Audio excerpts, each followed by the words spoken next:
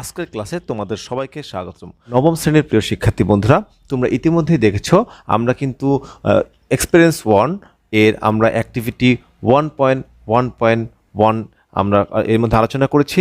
তার ধারাবাহিকতায় আজকে আমি হাজির হলাম অ্যাক্টিভিটি 1.2.1 এই অংশটুকু নিয়ে। দেখো এখানে যা বলেছে, now read the following text, then in pairs or groups list the fact described in the text and the writer's opinions on the topic।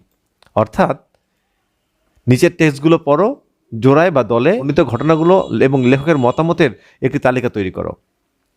Then write how the writer's opinion influence your thought, finally share it with the class.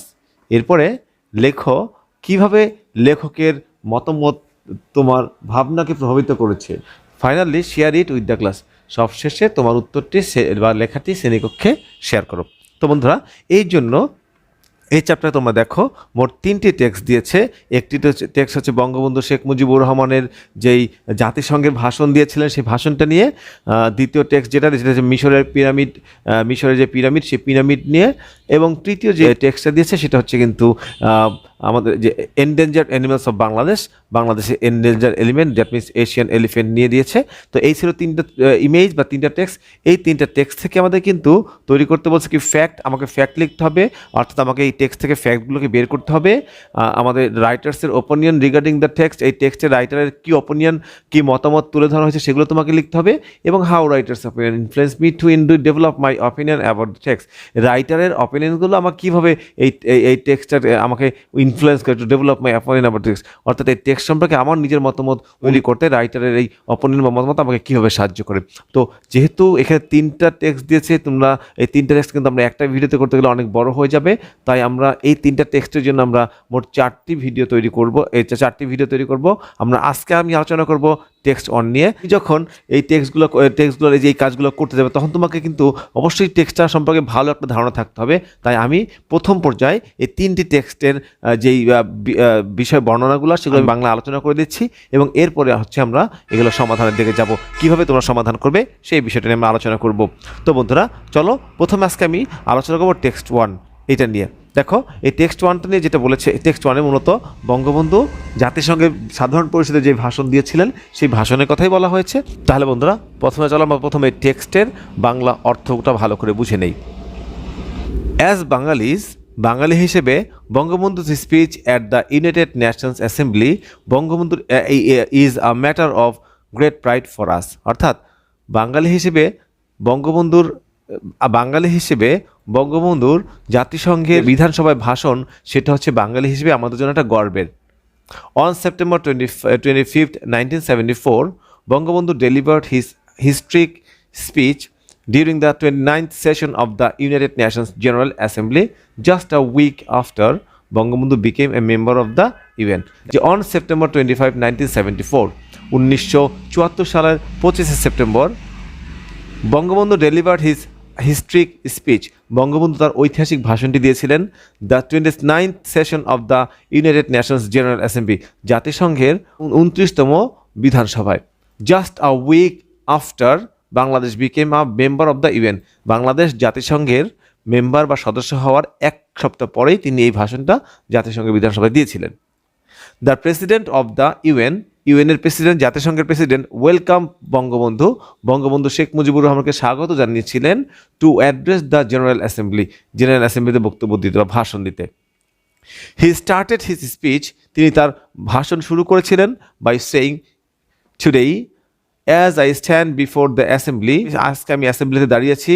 I share with you profound satisfaction, আমি আমার profound শব্দ হচ্ছে কি তীব্র, satisfaction হচ্ছে কি সন্তুষ্টি, তীব্র সন্তুষ্টি প্রকাশ করছি দ্যাট যে দ্য 75 মিলিয়ন পিপল অফ বাংলাদেশের 7.5 কোটি মানুষের are now represented in this parliament of man, মানুষের এই সংসদে তাদের প্রতিনিধিত্ব করতে পেরে। দিস স্পিচ ইজ রিমার্কেবল, এই ভাষণটি উল্লেখযোগ্য in the history of Bangladesh for primarily 2 reasons, বাংলাদেশের জন্য 2টা কারণে এই ভাষণটা হচ্ছে উল্লেখযোগ্য। রিমার্কেবল শব্দের অর্থ হচ্ছে এখানে কি উল্লেখযোগ্য। ফার্স্টলি, প্রথমত, এটা চিহ্নিত করে, নির্দেশ করে the first time a speech was delivered in Bangla at the UN, এটা এটা হচ্ছে প্রথমবার যেটা জাতিসংঘে বাংলায় ভাষণ দেওয়া।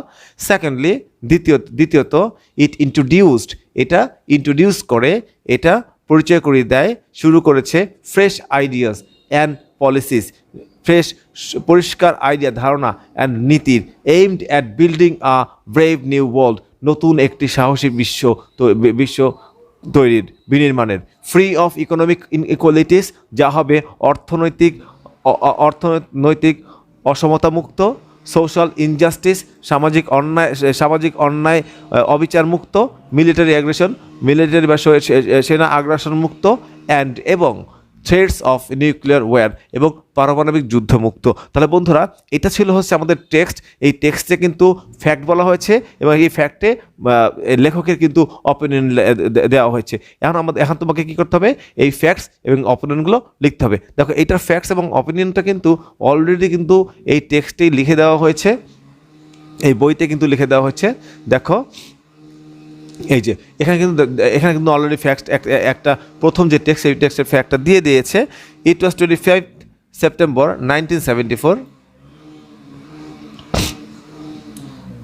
সময়টা ছিল 25 September 1974। Bangabandhu gave his historic speech, Bangabandhu তার ঐতিহাসিক ভাষণ দিয়েছিলেন in the 29th session of the United Nations General Assembly, জাতিসংঘের 29তম সাধারণ বিধানসভায়। Just after a week Bangladesh became member of the UN, Bangladesh জাতিসংঘের সদস্য ঠিক এক সপ্তাহ পরে। তো বন্ধুরা, এই ছিল হচ্ছে কি ফ্যাক্ট। এই ফ্যাক্টের লেখকের কি অপিনিয়ন ছিল? দেখো, লেখক বলেছিল যে অ্যাজ বাঙালি হিসেবে Bangabandhu speech at the United Nations assembly, জাতিসংঘের যে বিধানসভায় বঙ্গবন্ধুর ভাষণ is a matter of great pride for আস, আমাদের জন্য একটা গর্বের বিষয়। তাহলে এই ছিল লেখকের মতামত বা অপিনিয়ন। তাহলে এই লেখকের অপিনিয়নটাকে আমাকে কিভাবে সাহায্য করে আমার অপিনিয়নটা ডেভেলপ করতে? Here the writer's opinion makes my understanding that, এখানে রাইটার্স অপিনিয়ন, লেখকের মতামত আমাকে বুঝতে সহায়তা করে যে the speech is extremely important, এই স্পিচটা, এই বক্তব্যটা মানে ব্যাপক গুরুত্বপূর্ণ ইন দ্য হিস্টরি অফ বাংলাদেশের ইতিহাসে। Most importantly the writer's opinion regarding the speech help me to understand the positive tone of the text. আর সবচেয়ে গুরুত্বপূর্ণভাবেই লেখকের মতামত এই বক্তব্য সম্পর্কে আমাকে এই টেক্সটের পজিটিভ টোনটা বুঝতে সহায়তা করেছে। সো বন্ধুরা, এই ছিল আমাদের আজকের টেক্সটটি।